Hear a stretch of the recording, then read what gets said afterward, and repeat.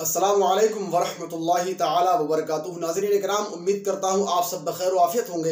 अल्लाह तबारक व ताला आपको शाद आबाद रखे, खुशहाल रखे। अगर आप चैनल पर पहली मरतबा तशरीफ़ लाए हैं तो आपसे मेरी गुजारिश है आप चैनल को जल्दी से सब्सक्राइब कर लीजिए ताकि आपको हर वीडियो का नोटिफिकेशन आसानी के साथ मिल जाए और आप वीडियो सबसे पहले देख लिया करें।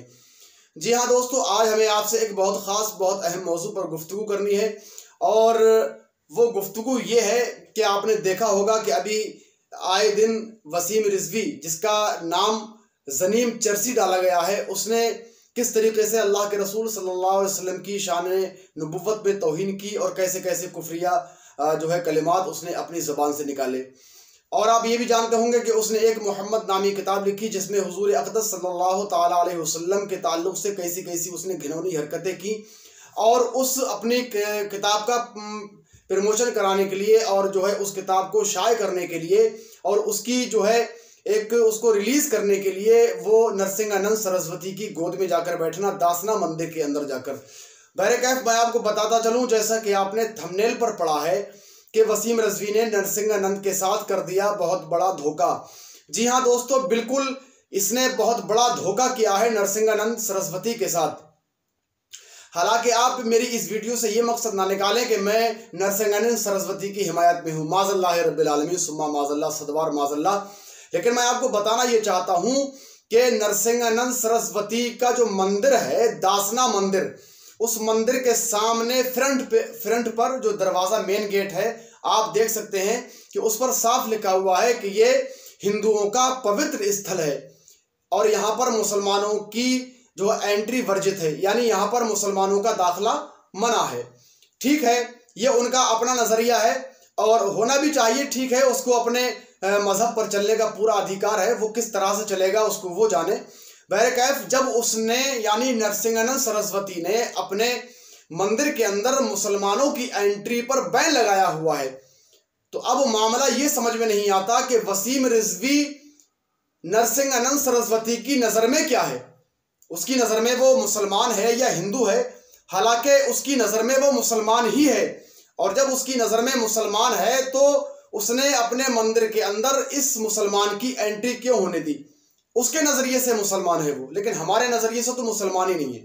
अब दूसरी बात आप ये देखें कि आपने देखा होगा कि उसने साफ तौर पर कहा, ज़नीम चर्सी ने, वसीम रिजवी ने साफ तौर पर यह कहा कि ना मैं हिंदू हूँ, ना मैं मुसलमान हूँ, ना मैं सिख हूँ, ना मैं ईसाई हूँ, मैं सिर्फ एक इंसान हूँ।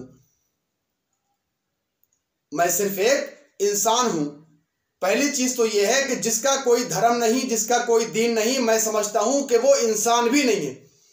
अब उसने ये कितना बड़ा धोखा किया है नरसिंहानंद सरस्वती के साथ कि उसके साथ बैठकर अपनी किताब का प्रमोशन भी कराया और अपनी किताब की उसने इशाअत भी कराई, अपनी किताब को वहां से रिलीज भी कराया और नरसिंहानंद सरस्वती उसको मुसलमान समझता है और वो कह रहा है ना मैं हिंदू हूं, ना मैं मुसलमान हूं, ना मैं सिख हूं, ना मैं ईसाई हूं, मैं कोई भी नहीं हूं, मैं सिर्फ एक इंसान हूं। तो आप बताइए कि ये नरसिंहानंद सरस्वती के साथ धोखा नहीं है? और ये धोखा क्यों नहीं देगा कि ये है ही इतना बड़ा मक्कार आजम और इतना बड़ा मरदूद ज़माना इंसान है ये, कि जब ये इंसान मुसलमान होने का दावा करते करते और जब मुसलमानों को ही धोखा दे सकता है तो ये एक हिंदू को यानी नरसिंहानंद सरस्वती को धोखा क्यों कर नहीं दे सकता? ये इसका फ्रॉड है, इसका ये झूठ है।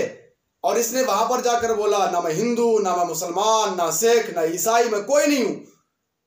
और नरसिंहानंद सरस्वती इसको मुसलमान समझता है और उसने अपने मंदिर के सामने लिख रखा है कि यहां पर हिंदुओं का ये पवित्र स्थल है और यहां पर मुसलमानों की एंट्री पर बैन है, यहां मुसलमान नहीं आ सकता। ठीक है, मुसलमान नहीं जा सकता, लेकिन फिर ये वहां पर क्यों पहुंचा?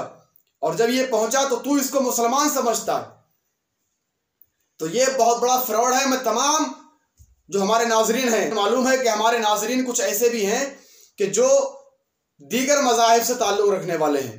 ये भी मुझे मालूम है कि कुछ गैर मुस्लिम यानी हिंदू भाई भी हमारे चैनल पर आते हैं और वो सुनते हैं। मैं उन तमाम अपने हिंदू भाइयों से गुजारिश करता हूं कि आप लोग इस वसीम रिजवी के झांसे में हरगिज मत आइएगा। ये इतना बड़ा फ्रॉड है, जब ये अपनों का ना हो सका तो तुम्हारा क्या होगा? खाक तुम्हारा भी कभी ये जिंदगी में नहीं हो सकता। इसलिए इससे बचकर रहिए। ये बहुत बड़ा अपने वक्त का फितना है।